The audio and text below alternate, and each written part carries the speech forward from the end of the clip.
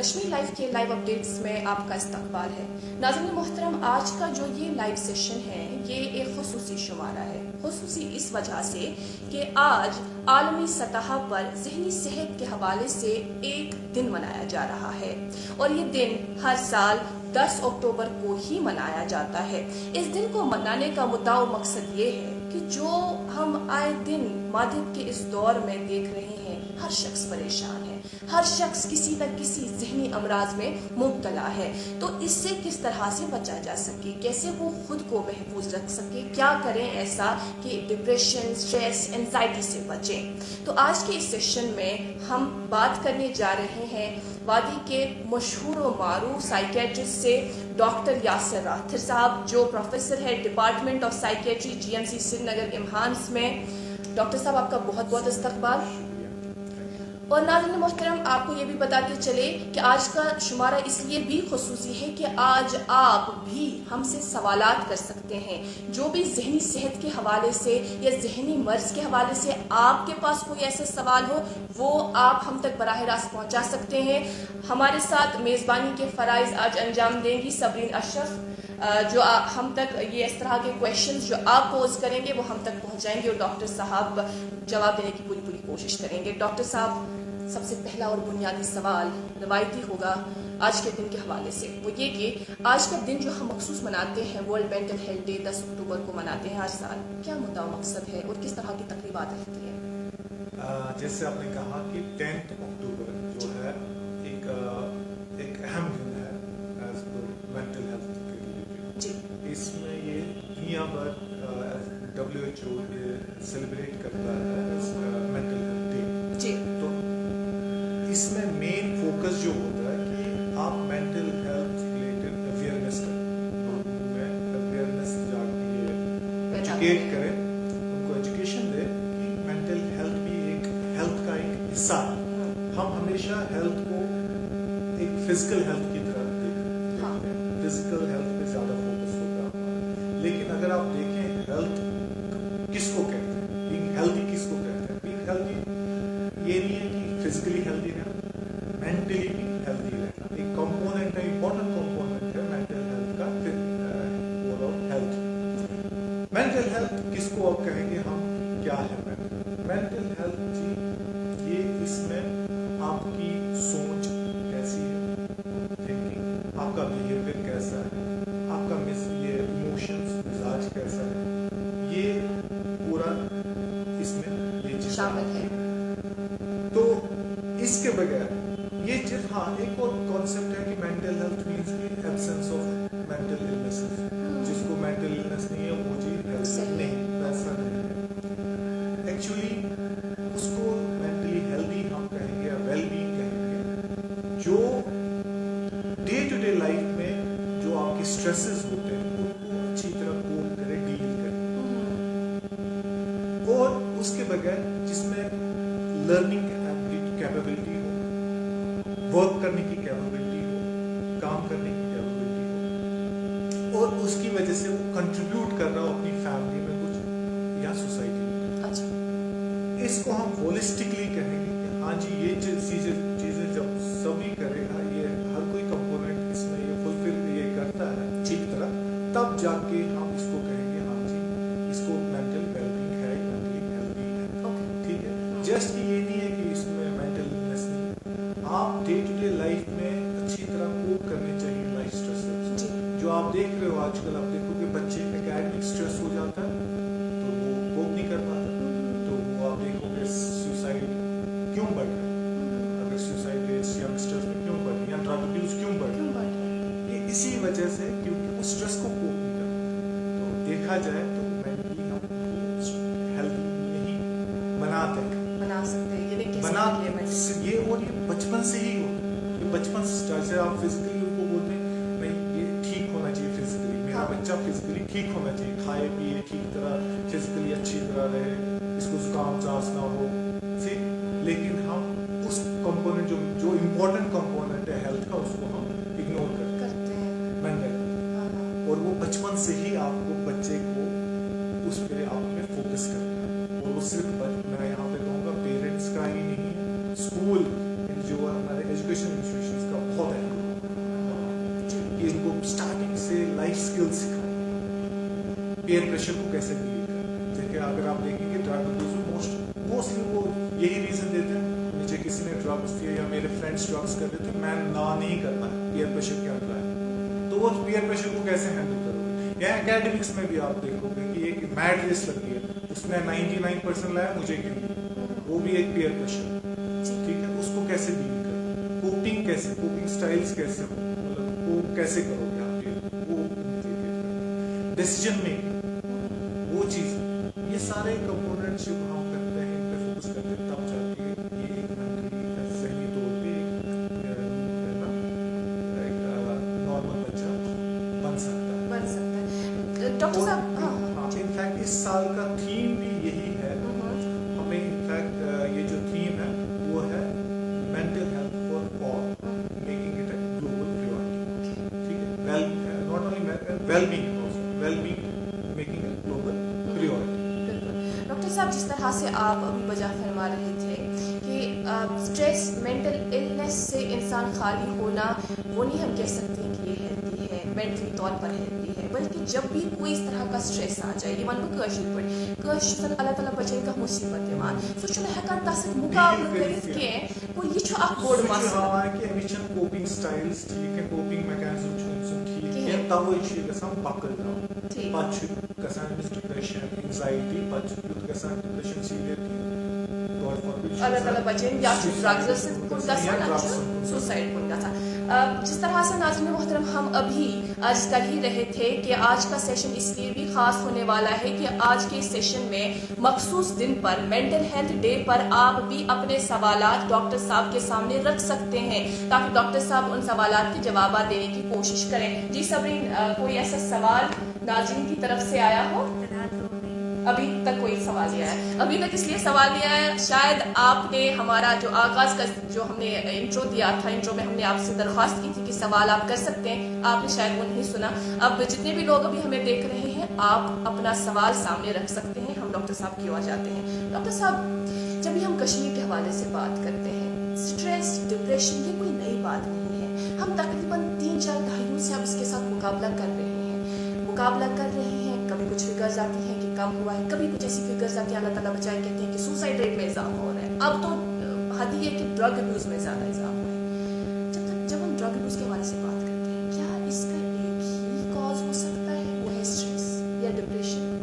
इस तरह इसके अगर हम बात करें ड्रग अब्यूज की, इसके मल्टी फैक्टोरियल कॉजेज हैं हर किसी सोसाइटी, जहाँ पे भी आपको इजी अवेलेबिलिटी ऑफ ड्रग्स जिस सोसाइटी, वहाँ पे ड्रग अब्यूज बढ़ेगा।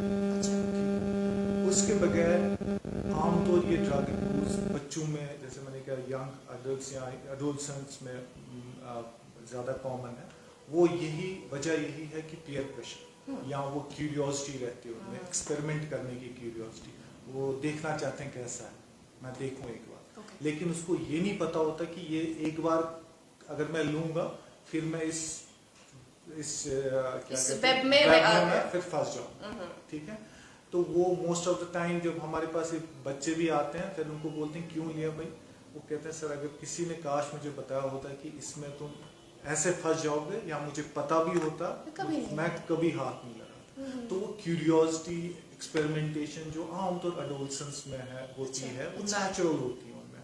High risk taking behaviour natural आसान तुम क्या तुथ कर थ्रिल मिले, नेचुरली तुहद डेवलपमेंट ब्रेन स्ट्रक्चर तुथ स्टेजस पे कि वो अर्ज होती हो। और उसके बगैर स्ट्रेस का बहुत इम्पोर्टेंट है कि स्ट्रेस की वजह से, जैसे मैंने कहा कि वो स्ट्रेस को कोप नहीं कर पाते, वो उसको हैंडल नहीं कर पाते, वो फिर रिफ्यूज लेते हैं ड्रग्स। तो उसको ड्रग्स से नेगेटिव कोपिंग जिसको हम कहते हैं, तो ड्रग्स से उस स्ट्रेस को दूर करना चाहते हैं। तो अनफॉर्चुनेटली लेकिन क्या होता है कि वो दूर उससे नहीं होता, वो तो ज्यादा ही ज्यादा फिर फंसता जाता है, और फिर एक स्ट्रेस भी वहीं रहता है, और एक और चीज प्रॉब्लम हो जाती है, वो है कि एडिक्शन की प्रॉब्लम हो जाती है। तो वो ये कुछ रीजन, और बाकी पेरेंट्स का, फैमिलीज का देखा है हमने कि जहाँ पे जो बच्चे ऐसी फैमिलीज से आते हैं जहाँ पे कॉन्फ्लिक्ट हो, पेरेंट्स के बीच में बहुत तनाव हो, या उसने ऐसा कुछ विटनेस किया हो जो उसके जहन पे बचपन से ट्रॉमा की तरह रहा हो, तो उसको वो भी कहीं ना कहीं रीज़न रहता है कि ये ड्रग अब्यूज़ ऐसे बच्चों में जो ऐसी फैमिली से आते हैं वो ज़्यादा होता है। या पेरेंट्स का नेगेटिव एक पर्टिकुलरली मैं यहाँ कहूँगा फादर्स का एक नेगेटिव एक रोल मॉडल, फादर हमेशा पेरेंट्स रोल मॉडल होते हैं बच्चे के लिए। तो जब वो फादर को ही देखते हैं स्मोक करते हुए, तो वो फिर रोल उसी चीज़ को मॉडलिंग करते हैं, तो उनको लगता है हाँ जी सिगरेट पीने से सिगरेट स्ट्रेस दूर होता है क्योंकि मेरे फादर भी पीते हैं, तो वो रोल मॉडलिंग करते हैं। तो ऐसे बच्चे जहाँ पे फादर सिगरेट पी रहा हो वहाँ पे हमने देखा है कि वो ज़्यादा वो लोग एडिक्शन की तरह उनको ज़्यादा इंक्लिनेशन होती है। और बाकी है कि एक मीडिया का भी अनफॉर्चुनेटली एक नेगेटिव इम्पैक्ट रहा है, पर्टिकुलरली मैं इस अपनी जो ये मीडिया है एंटरटेनमेंट मीडिया या आप म्यूजिक इंडस्ट्री भी ले लो, वहाँ पे बहुत ज़्यादा ग्लैमराइज करते हैं ड्रग्स को। तो उसकी वजह से यंगस्टर्स को आपको पता ही वो ये चीज़ें आमतौर देखते हैं या सुनते हैं, तो वो फिर अगेन मॉडलिंग करना चाहते हैं, रोल मॉडलिंग करते हैं, तो वो ये चीज़ एक्सपेरिमेंट करना चाहते हैं, फिर उसकी वजह से भी इसमें चले जाते हैं। अब हमने अक्सर देखा है सोसाइटी में इसकी और जो रुझान है या इसको सोसाइटी किस तरह से वो लेती है। अगर फॉर इंस्टेंस सुन लिया कि ड्रग्स का नाम आता है कहीं पर या सब्सटेंस अब्यूज का नाम आता है कहीं पर, अक्सर वुचान घर वाले बचन ब्रोट कन मा करियो ये कत, या उसके सामने बात मत करो, क्या पता ये सुन के इसकी और रागिब हो जाए। और आपको नहीं लगता डॉक्टर साहब अब हालात ऐसी हैं, अब वक्त ऐसा है कि जहां हम कहते हैं सेक्स एजुकेशन पहले ही बच्चों तक आप पहुंचाएं, उनको बताएं कि क्या सही है क्या गलत है, इसी तरह से ड्रग अब्यूज और सब्सटेंस अब्यूज के हवाले से भी बच्चों तक आप ये नॉलेज पहुंचाएं कि क्या सही है क्या गलत। आपको नहीं लगता it's need of an art? हाँ, वो सही फरमा रहे हैं आप बिल्कुल सही फरमा रहे हैं कि पहले से हमें बच्चों को एजुकेट करना है, लेकिन वो एजुकेशन बहुत ही साइंटिफिक बेस्ड होनी चाहिए। अच्छा। और कैसे देनी है एजुकेशन, वो बहुत ही साइंटिफिक होने तरीके से देनी है। ना हमें उनको ड्रग्स को ज़्यादा ग्लैमराइज नहीं करना जी। हमें ड्रग्स के नेगेटिव इफेक्ट्स पे ज़्यादा फोकस करना है, ठीक है। उनको समझाना है कि ड्रग्स से क्या क्या प्रॉब्लम्स हो सकती है, ना कि ड्रग्स का नाम लेके हम बताएं। उससे भी देखा गया है कि वो ड्रग क्यूरियोसिटी फिर बढ़ सकती है, ठीक है। लेकिन इम्पोर्टेंट वहाँ पे यही है, ठीक है ना, प्रिवेंटिव मेजर्स लेंगे। अब अगर आप चाहते हो कि बच्चा ड्रग्स में ना जाए, तो जैसे मैंने कहा कि इम्पोर्टेंट इसका रहता है नेगेटिव मेंटल स्टेट जब वो बच्चे की, तो इसलिए पहले से ही हमें पॉजिटिव मेंटल हेल्थ पे ज़्यादा फोकस करना चाहिए चाइल्डहुड से ही, कि ये बच्चा मेंटली ठीक हेल्दी रहे, ताकि इसको नेगेटिव कोपिंग की जरूरत ना पड़े, ये पीयर प्रेशर के अंडर ना आए, तो ये चीजें ना करें। तो वो प्रिवेंटिव मेजर्स पे हम अगर फोकस करेंगे, तो उससे हम ये कर सकते हैं कि ऐसे बच्चों को हम ड्रग से दूर रख सकते हैं। लेकिन स्कूल ये है कि ड्रग्स पे ये जैसे बाकी एजुकेशन देते हैं बाकी चीज़ों पे, ड्रग्स पे भी हमें फोकस करना चाहिए। और इनफैक्ट करिकुलम में, स्कूल करिकुलम में हमें ड्रग अब्यूज पे स्पेसिफिक चैप्टर होना चाहिए कि कैसे ये ड्रग्स इस पे असर करते हैं। एक सवाल आया है, वो हम लेना चाहेंगे। मंजूर साहब एक सवाल कर रहे हैं कि उनकी जो ग्रैंड मदर है, उनकी जो दादी है, वो डिमेंशिया के इस फेज से गुजर रही है, तो बता रहे हैं कि आप मेहरबानी करके आज इस मेंटल हेल्थ डे पर जो बेस्ट पॉसिबल ट्रीटमेंट है सजेस्ट करें। देखिए, डिमेंशिया जो इलनेस है वो एक ओल्ड एज इलनेस है, ठीक है। डिमेंशिया अनफॉर्चुनेटली इसमें बहुत सारे ये एक स्पेक्ट्रम है, इसमें बहुत सारे इलनेसेस आते हैं, कॉजेज, जिसकी डिफरेंट कॉजेज होते हैं।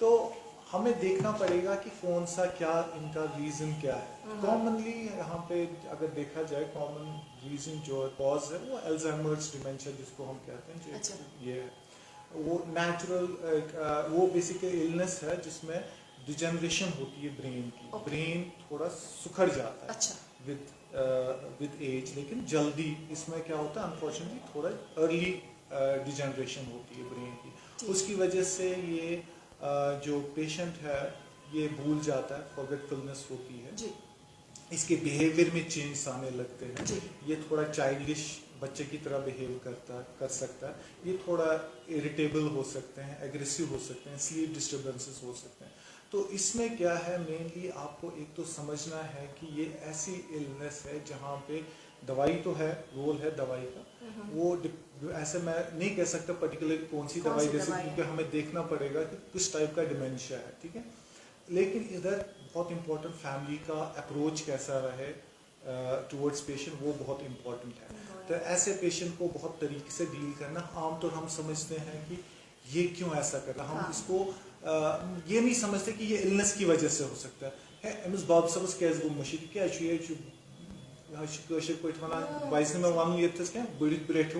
मगर ये बेसिकली ये इलनेस की वजह से हो सकती है समझने यहाँ बिहेवियर में चेंज आ गया मतलब ये डेलिबरेटली कर रहा है ये मेरे फादर साहब डेलिबरेटली ऐसा कर रहे हैं मेरे पे ये जो भी पेशेंट है वो डेलिबरेट लेकिन अगर हम ये समझें कि ये इलनेस की वजह से एक कंपैशन डेवलप हो जाएगा एक एम्पैथी आप में डेवलप हो जाएगी फिर आप उसको उस बिहेवियर को अच्छी तरह डील कर सकते हैं वरना आप खुद फिर इरिटेट हो जाते हो आप समझते हो ये डेलिबरेट ऐसा डेलिबरेट लेकिन आपने समझना है इलनेस की वजह से और ऐसे जो पेशेंट्स है इनके साथ आपने आमतौर हम इग्नोर करते हैं ऐसे पेशेंट्स को दुकान न था अलग डिस्टर्ब मगर जितना आप इनको अलग थलग रखोगे उतना ये ज़्यादा ये प्रॉब्लम बढ़ सकती है तो इसमें आपने इनको ब्रेन स्टिमुलेशन रखनी है मतलब आपने इनसे बात करनी है अगर इनको टाइम के बारे में कंफ्यूजन है बताना है क्या टाइम है इस टाइम क्या वक्त है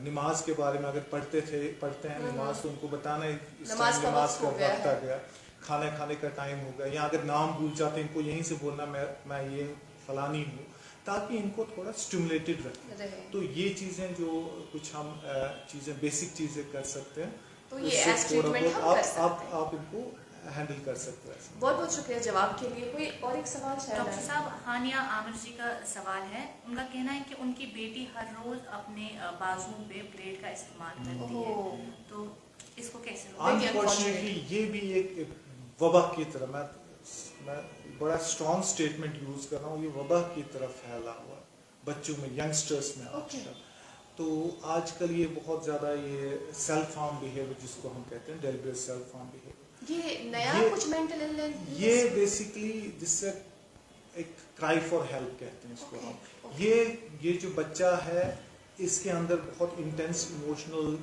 ये हो रहे हैं डिस्टर्बेंसेस हो रहे हैं आमतौर ये देखोगे आप जब बच्चा डिप्रेशन में जा रहा हो या कुछ पर्सनालिटी इश्यूज हो इसमें या कोई स्ट्रेस हो तो उसको अगेन ये ड्रग अब्यूज की तरह एक नेगेटिव कोपिंग होती है इसको डिप्रेशन को कोप करने के लिए या स्ट्रेस को कोप करने के लिए वो सेल्फ हार्म करता है उससे क्या होता है कि सेल्फ हार्म करने से इसका माइंड इसकी तरफ सेल्फ हार्म की तरफ जो वो फिजिकल पेन है वो फिजिकल पेन को ही बर्दाश्त करना मतलब वो डाइवर्ट करना चाहता अपने माइंड को फिजिकल पेन की तरफ ना कि इमोशनल पेन आप खुद सोचो वो इतना इमोशनली इतना डिस्टर्ब है बच्चा इतना डिस्टर्ब है कि वो अपने आप को फिजिकल पेन दे रहा है ताकि मेरा माइंड उधर की तरफ ना जाए इधर की तरफ और ये बदकिस्मती अगर ये देखा जाए scientifically there is a particular reason क्यों ऐसा होता है क्योंकि एक एंडोर्फिन्स निकलते हैं इस फिजिकल पेन की वजह से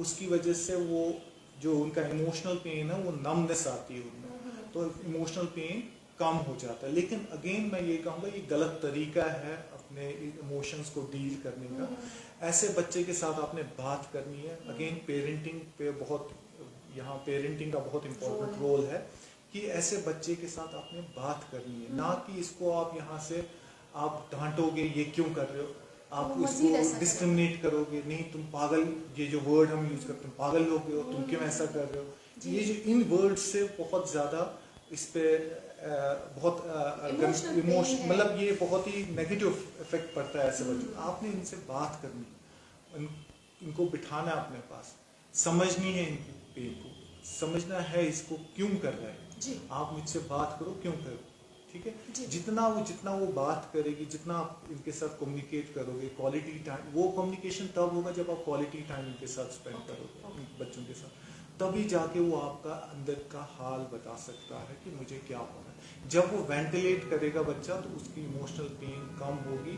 और आप भी उसको समझ सकते हो कि क्या चीज़ डिस्टर्ब कर रही है, तब जाके आप इस चीज़ को हैंडल कर सकते। लेकिन ये ऐसी स्टेज है जहाँ पे आपको immediately you should seek help from professionals, mental health professionals. Thank you so much doctor साहब इस जवाब के लिए। और एक सवाल सभी डॉक्टर साहब, एक और सवाल है एक व्यूअर की तरफ से। अली जैन साहब कह रहे हैं कि वो हर एक बात के बाद फौरन भूल जाते हैं, तो अगर आप कोई मेडिसिन भी उनको बता दें। ये मेडिसिन तो मुश्किल है इस ऐसे बताना, लेकिन हमें बेसिकली इनको एज पता होनी चाहिए, एज क्या है इनकी, ठीक है। जैसे मैंने कहा कि ओल्ड एज इलनेसेस ऐसी होती हैं जहाँ पे भूल सकता है इंसान, वो सिग्निफिकेंट है। एज ओल्ड एज पे अगर भूल है तो वो सिग्निफिकेंट है। लेकिन अगर इनकी यंग एज है वो भूल जाते हैं, वो कभी कभार इंसान प्रीऑक्युपाइड होता है, प्रीऑक्युपेशंस होती हैं, तो उसकी वजह से भी भूल सकते हैं, स्ट्रेस्ड हो जाता है उसकी वजह से भूल सकता है। तो हर किसी चीज़ के लिए मेडिसिन नहीं है, आपको थोड़ा इनको देखना पड़ेगा, इनके साथ मतलब इनको they should seek some professional help, उनसे बात करें, देखें। और फिर कुछ टेस्ट होते हैं, हम कुछ टेस्ट भी एडमिनिस्टर कर सकते हैं जिससे हमें पता चल सकता है कितनी सिग्निफिकेंट फॉरगेटफुलनेस है, कितना भूलते हैं। जी नाज़रीन मोहतरम, आपका बहुत बहुत शुक्रिया। जिस तरह से हम आपके सवालात ले रहे हैं और आप हमसे बराह रास्त राबते में हैं, अपने सवालात डॉक्टर साहब के सामने रख रहे हैं। और एक सवाल देखते हैं जी, सबदिन कोई एक सवाल। लोन साहब ने एक सवाल किया है जी। उनका कहना है कि मेरा बाप न्यूरोकॉग्निटिव डिसऑर्डर है उनको, सुबह 10 बजे से शाम 4 बजे तक इनकी हालात खराब हो जाती है, अजीब सी हो जाती है, बेचैनी होती है। बेचैनी खत्म करने के लिए हम क्या करें? अगेन न्यूरोकॉग्निटिव डिसऑर्डर वही डिमेंशिया लाइक इलनेसेस में ये डिमेंशिया ही मान लीजिए। तो इसमें अगेन इनका जो मैंने कहा कि एक तो भूलने की बीमारी होती है, मतलब मेमोरी इश्यूज होते हैं, और बिहेवियरल इश्यूज जो मैं कह रहा था, और इमोशनल इश्यूज भी हो सकते हैं। जैसे ये कह रहे हैं कि बेकरारी, एक जगह रुकते नहीं है, पेसिंग करते होंगे अंदर बाहर बाहर अंदर, वो दिखा रहा है कि इनमें बहुत ज़्यादा एंग्जाइटी या इमोशनल इश्यूज हो सकते हैं। तो अगेन फिर से हमें इनको देखना पड़ेगा और देखना पड़ेगा कि कॉज क्या है, ये इमोशनल डिस्टर्बेंसेस हो रहे हैं इनमें या डिमेंशिया में, यूजुअली डिमेंशिया की वजह से भी हो सकता है। तो वो उसके लिए फिर बाज़ाब्ता इनको देखना पड़ेगा और तब जाके हम कुछ मेडिसिन दे सकते हैं। कि इन्हें पहले किसी मेंटल एक्सपर्ट से मिलना पड़ेगा और उनको इनका प्रॉपर एक हिस्ट्री लेंगे और थोड़ा इनको पेशेंट को भी एग्जामिन करना पड़ेगा, तब जाके हम कुछ कह सकते हैं कि क्या मेडिसिन ये ले सकते हैं। बट इट्स ये ट्रीटेबल है, मतलब आप इसको मैनेज कर सकते हो विद मेडिकेशन। और कुछ चीज़ें जैसे मैंने पहले भी कहा, कुछ हमें थोड़ा ये चेंज लानी पड़ती है इनके इसमें इस एनवायरनमेंट में। अच्छा। तो तब जाके ये चीज़ आप मैनेज कर सकते हैं। कोई और सवाल सभी? जी क्योंकि नाज़रीन की तरफ से सवाल तो आते रहेंगे, लेकिन एक सवाल मेरे ख्याल से इस सेशन पर और इस आज के दिन पे एक अहम सवाल होगा, वो ये कि हम सब जहनी सेहत के हवाले से बात करते हैं, जहनी अमराज के हवाले से भी बहुत सारी बातें होती है, बहुत सारा डिस्कशन होता है, लेकिन एक शख्स के जहन में ये बात कैसे आ जाए कि अपनी जहनी सेहत का ख्याल कैसे रखना है। जैसे अपनी जिस्मानी सेहत का ख्याल वो रखता है, लेकिन जहनी सेहत का ख्याल कैसे रखें? कुछ बेसिक चीज़ें हैं। देखिए, जैसे आप सही आपने कहा ना, फिजिकल हेल्थ पे हम ये बहुत ही बहुत कंसर्न रखते हैं, तो हमें इमोशनल या जो जहनी सेहत है उस पर भी हमें बहुत we should be very concerned about it. और हम कुछ बेसिक चीज़ें हम कर सकते हैं डे टू डे लाइफ में, जिससे आप अपने मेंटल हेल्थ को ठीक रख सकते हैं। इम्पॉर्टेंट है, वो मोस्ट इम्पॉर्टेंट है कि आपने जो भी स्ट्रेस है या फीलिंग्स है वो शेयर करनी है किसी ऐसे बंदे के साथ या बंदी के साथ या घर वालों के साथ जो आपके इमोशंस को समझ सके। ठीक है, फीलिंग्स को समझ, जो कि आपको क्या कहते हैं, वो जजमेंटल ना हो आपके इस पे इमोशन, जो आप शेयर कर, जो भी फीलिंग्स पे जजमेंटल ना हो, बहुत ही नॉन जजमेंटल होना चाहिए, जो आपकी बातें सुने।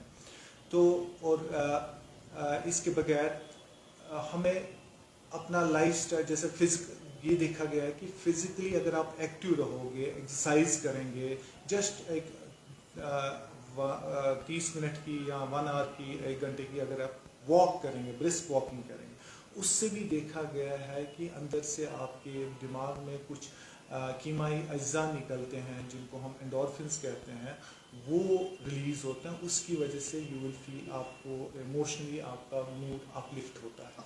ठीक है, तो जस्ट एक वॉक करना 15 मिनट, 20 मिनट या आधा घंटा, वो भी आपको हेल्प कर सकता है।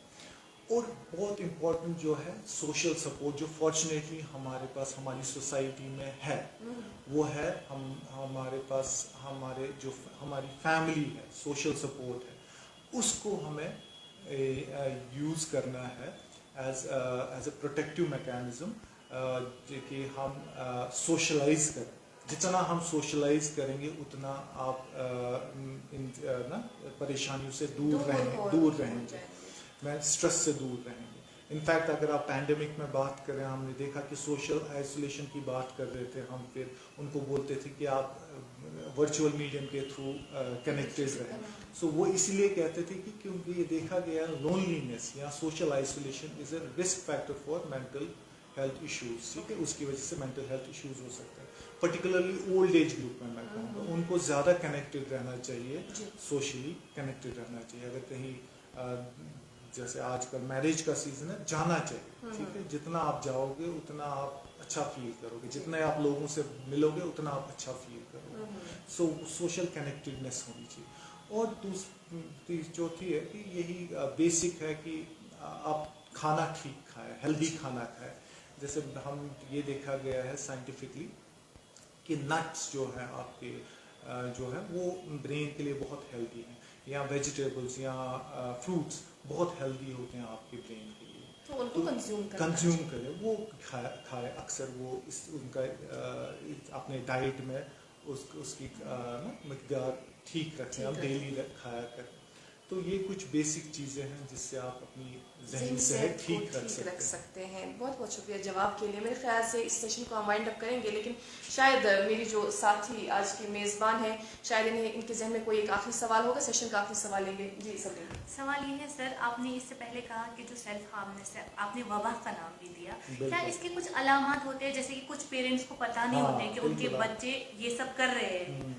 देखिए, ये बहुत सही, आपने बहुत ही अच्छा सवाल पूछा कि कैसे हमें पता चले कि बच्चा स्ट्रेस तो नहीं है, बच्चे में ये वो डिस्टर्ब तो नहीं है, या कोई उसमें मेंटल इश्यूज तो नहीं है। उसके बिहेवियर से ही आपको पता चलेगा। अच्छा। बिहेवियर, बच्चे में जो डिप्रेशन है या इमोशनल डिस्टर्बेंस, वो बिहेवियर से ही पता चलता है। ऐसा बच्चा बहुत ही इरिटेबल होगा, बहुत चिड़चिड़ापन होगा उसमें। ठीक है, वो बहुत ही आइसोलेटेड रहेगा, बातचीत नहीं करेगा, मतलब स्कूल से आएगा बिल्कुल बंद कमरे में, अपने कमरे में जाएगा, बात नहीं करेगा अपने, अगर बात भी करेगा बड़ा वो गुस्से में बात करेगा, इरिटेबल होगा। ठीक है, और एकेडमिकली देखा गया है कि एक बड़ा सेंसिटिव इंडिकेटर है कि अगर एकेडमिकली बच्चा ठीक ठाक था और आप देख रहे हो कि एकेडमिकली वो उसका डाउनफॉल हो रहा है, तो आपको बहुत अलर्ट होना है कि कहीं बच्चा बेचारा स्ट्रेस तो नहीं, या कुछ किसी चीज़ में इन्वॉल्व तो नहीं। ड्रग यूज़ में भी देखा गया है कि एकेडमिक इश्यूज हो सकते हैं। और आपने देखना है कि ये इमोशनली, अगर इसमें आपने देखा कि कभी रो रहा है, अलग रो, मतलब ही इज क्राइंग और शी इज क्राइंग, तो आपने, मैं अगेन वही कि जजमेंटल नहीं है, बड़ा नॉन जजमेंटल तरीके से उसको पूछना है। ठीक है, उससे बात करनी है। ठीक है, तो ये कुछ ये अगर रोए, वो बिला वजह रो रहा है, या हाँ, ये सिम्टम्स हैं कुछ जिससे आपको पता चल सकता है कि बच्चे में इमोशनल डिस्टर्बेंसेस। डॉक्टर साहब, क्या वजूहत ये भी हो सकते हैं क्योंकि जो पेरेंट्स हैं वो अक्सर कंपेयर करते हैं बच्चों को, क्या जब आपके पास ऐसे केसेस आते हैं, क्या ये वजूहत हो सकती है? बिल्कुल, ये हमने जो रिसेंटली नीट की ही एग्जांपल लें आप, नीट में हमने देखा बहुत सारे बच्चे आए जो नीट क्लियर नहीं कर पाए और वो बहुत डिस्टर्ब हो गए, इमोशनली डिस्टर्ब हुए थे, और वो डिप्रेशन, एंजाइटी में के शिकार हो गए थे। तो वो वजह यही है एक्चुअली, उधर पेरेंट्स का बहुत इंपॉर्टेंट रोल है कि हम उनको एक मैड रेस में डाल देते हैं। ठीक है, कि हमेशा, इनफैक्ट आप अगर देखोगे आजकल 90s में के नीचे कोई परसेंटेज ही नहीं है। ठीक है, तो वो हम बहुत कंपैरिजन करते हैं कि उस फलानी रिश्तेदार ने के बच्चे ने ये लाए, फलानी के उस हमसाये के इसने भी ये लाए, तो उससे हम अननोइंगली इनको इस मैट रेस में डालते हैं। और फिर जब ये फिर ऐसी स्टेज पे आते हैं जहाँ पे आपको लाखों में से 1000 बच्चे लेने हैं, तो वहाँ पे फिर ये पहली बार वो फेलियर टेस्ट करते हैं, ठीक है, तो वो कोप नहीं कर पाते। तो पेरेंट्स का और ये यहाँ पे इम्पोर्टेंट ये है कि बच्चों को पहले से सिखाएं कि फेलियर भी कुछ चीज़ हो सकती है। जब आप बच्चे को पहले से सिखा सकते हैं, हम हमेशा बच्चे को पूछते हैं जब वो मार्क्स कार्ड लेके आएगा या कितने परसेंटेज लाए, लेकिन हम उसको ये नहीं सिखाते कि भाई कभी परसेंटेज कम भी हो सकती है, तो उस टाइम तुम बुरा पैनिक नहीं होना, तुम्हें सैड फीलिंग होगी, तुम बहुत ही इमोशनली डिस्टर्ब फील करोगे, उस ऐसे इमोशंस को वैलिडेट करना हमें, ऐसा हो सकता है, ठीक है। जब आप बच्चे को बोलोगे हाँ ऐसा हो सकता है, पहले से सिखाओगे, तो कल को वो जब ऐसे स्टेज पे आता है वो अपनी इमोशंस को अच्छी तरह डील कर सकता है, उस सिचुएशन को डील कर सकता है। बहुत बहुत शुक्रिया, thank you so much for being with us in this session. और नाज़रीन मोहतरम, आपका भी बहुत बहुत शुक्रिया, आज भी आप हमारे साथ बराबर इस सेशन में बने रहें। आपसे बस इतना कहना चाहेंगे आज के इस मखसूस दिन पर, जैसे हम अपनी जिस्मानी सेहत का ख्याल रखते हैं, कुछ तो ऐसे हैं जो इसको भी नेगलेक्ट करते हैं, लेकिन बाज़ औक़ात हम देखते हैं बहुत सारे ऐसे लोग जो अपनी फिज़िकल सेहत के हवाले से बहुत ज़्यादा कॉन्शियस होते हैं कि हमारा वेट सही हो, हमारी जो अंदरूनी ऑर्गन्स हैं वो सही से काम करते हों। इसी तरह से मेंटल हेल्थ जो है, इसकी सेहत को भी बरकरार रखने के लिए जिस तरह से डॉक्टर साहब ने कुछ एडवाइसेस दी, कुछ सजेशंस दिए, और इन्होंने हमें ये भी बताया कि क्या क्या करना चाहिए, क्या क्या अवॉइड करना चाहिए, उस पर अगर हम अमल पैरा हों तो मेरे ख्याल से काफ़ी हद तक हम इस वबा से, मेंटल हेल्थ इलनेस के हवाले से जो है बहुत ज़्यादा खुद को बचा सकते हैं। थैंक यू सो मच, आपका भी बहुत बहुत शुक्रिया। कैमरा पर्सन हिलाल शाह के साथ कश्मीर लाइव की टीम को दी इजाज़त, खुदा हाफ़िज़।